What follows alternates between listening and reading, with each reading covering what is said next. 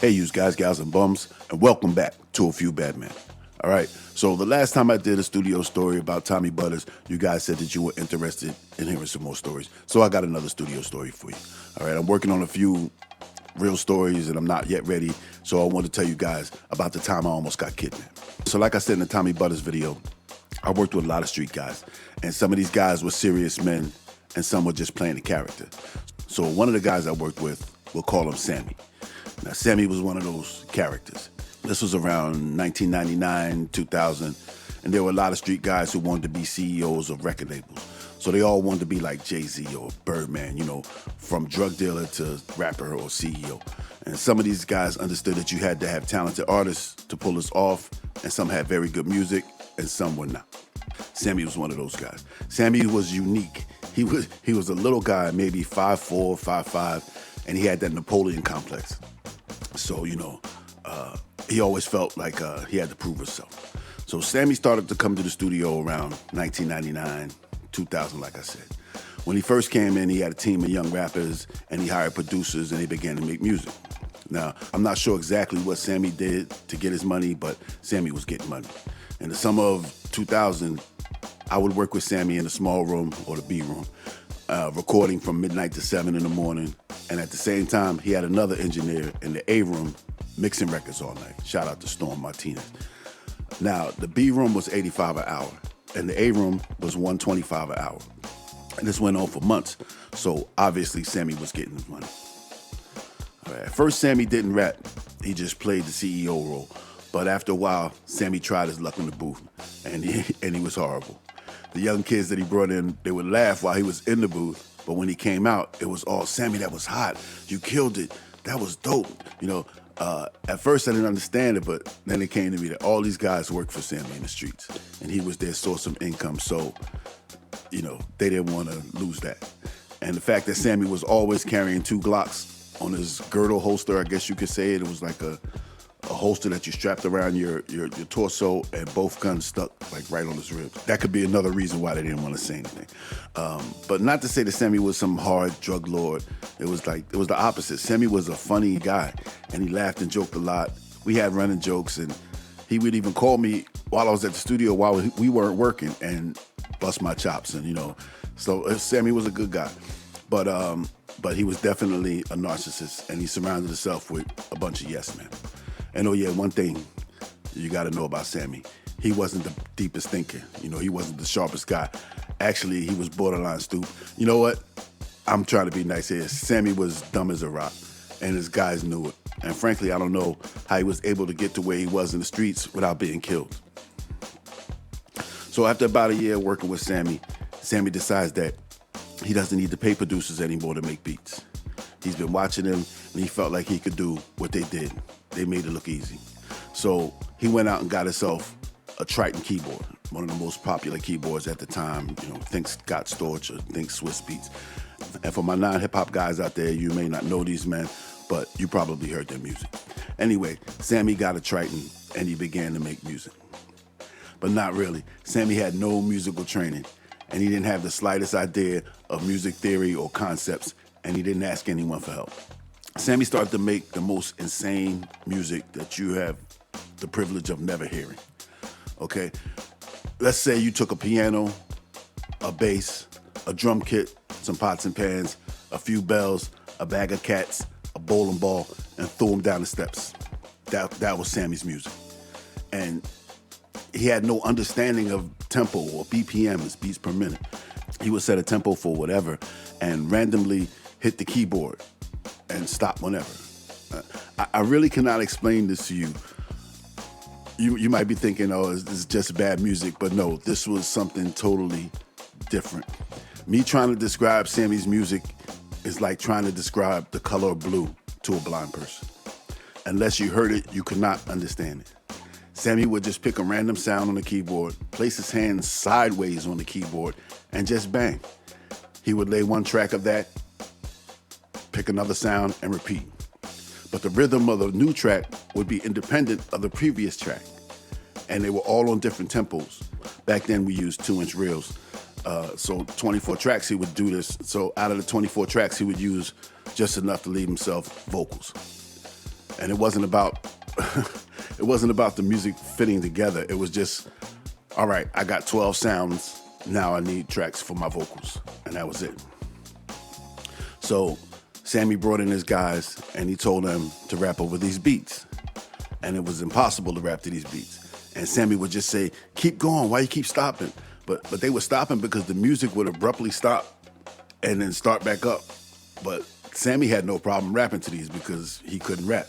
And he would just freestyle and he would just make no sense and the beats made no sense, so it all worked in his mind. So after a few sessions like this, the original guys he was working with stopped coming around. So over the next few years, I would work with Sammy on his music. And one day we did 13 albums in 12 hours. And I'm not, these are not real albums. These are all Sammy's music. So it was like 10 minutes on each song. He would record. And at the end of the day, we had 13 of these little BS albums that he called them. And it was horrible. Some of the albums only had 3 songs on them, but they were 3 7-minute songs or 9-minute songs. It was ridiculous. So this would go on for the next few years, and he would start to bring in different groups of rappers, telling them he had a label, he was going to make them stars, and every time he put his music on, they never knew what to make of it. So this went on, like I said, for a few years, and at one point, Sammy got a girlfriend, and he was trying to make her a singer. All right, she was smaller than him, but just as bright and just as talented. But this girl would be Sammy's downfall. Sammy broke rule number 5. Sammy started getting high on his own supply. He began to change. He wasn't the funny Sammy anymore. And even though Sammy wasn't talented, we got along fine and we laughed and joked all the time, like I said. Now he was, different. He would come to the studio and have me do all the work while he stepped off with his girlfriend. And I would be running the sessions with whatever group of rappers he convinced to come to the studio that day. It got bad between me and him, and one time I had to check Sammy. He was upset about something and started talking crazy to me in front of his girl. And I was walking out the door and he said something. I can't remember what he said, but it made me stop at the door and look at him. I said, come on out here, let me talk to you for a second. Now, I don't want you guys to think I'm some tough guy, but respect is big to me, and I give it until you prove that you're not worthy of it, and I expect the same. So I wasn't threatening him. I understood he was trying to save face in front of his girl, and I really just wanted to talk to him away from her. But Sammy said, no, I don't want to come out there. So I just want to talk to you. Nah, I don't want to talk. So Sammy was really becoming an addict at this time, all right? Him and his girl lost whatever weight they had. Their eyes were sunken in, and they just looked bad. But Sammy still had a lot of money. So fast forward to 03, 04. Sammy books a session with me. He brings his keyboard in and a bunch of guys I've never seen before, about 6 or 7. He tells me which beats he wants, and he says he wants one of the guys named Don to be on a particular one of these beats. And then he left with his girl. So for hours, I'm there. I dump all the music into the computer, and the rappers decided what beats they wanted to get on.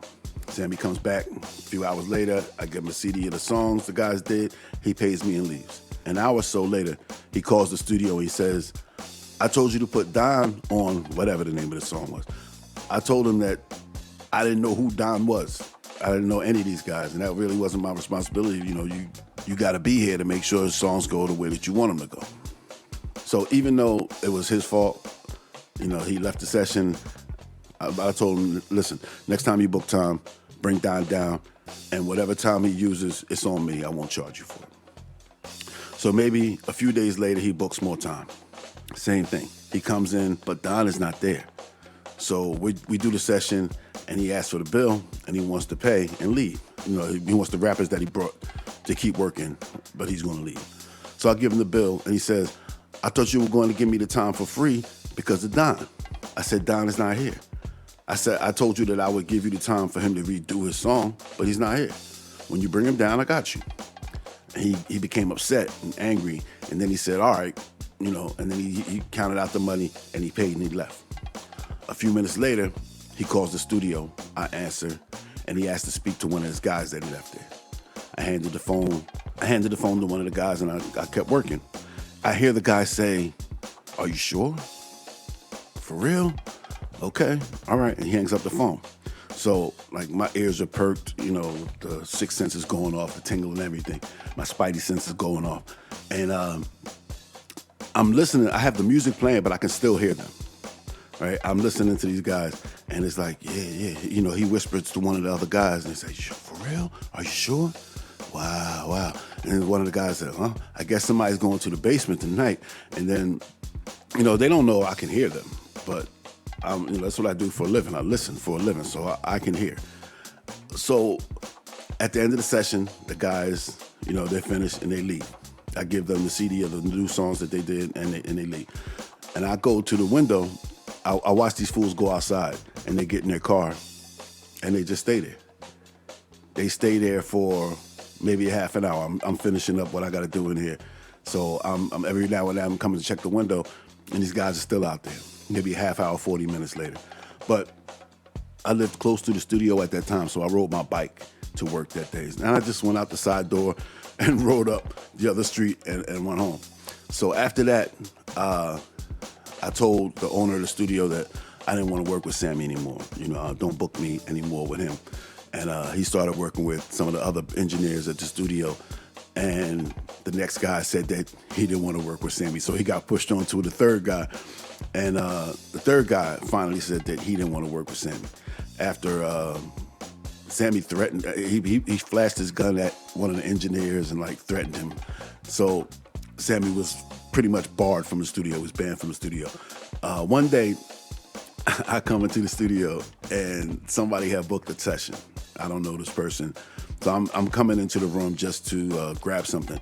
And somebody's sitting in there in a chair with their back to me. And I come in and they spin around and it's Sammy. He had booked time through somebody else and he was here working with one of the young engineers, and I just cracked up. And there was no animosity or anything, so I just laughed. I said, "What's up, Sammy? How you doing?" So he said he was fine. But after that, Sammy just wasn't coming to the studio anymore. He was banned from the studio. And so I found out through one of the original guys who I ran into in the streets that Sammy had gotten locked up. Finally, his stupidity got him locked up. And he was gone for a long time. And they said he got 10 years or something like that. So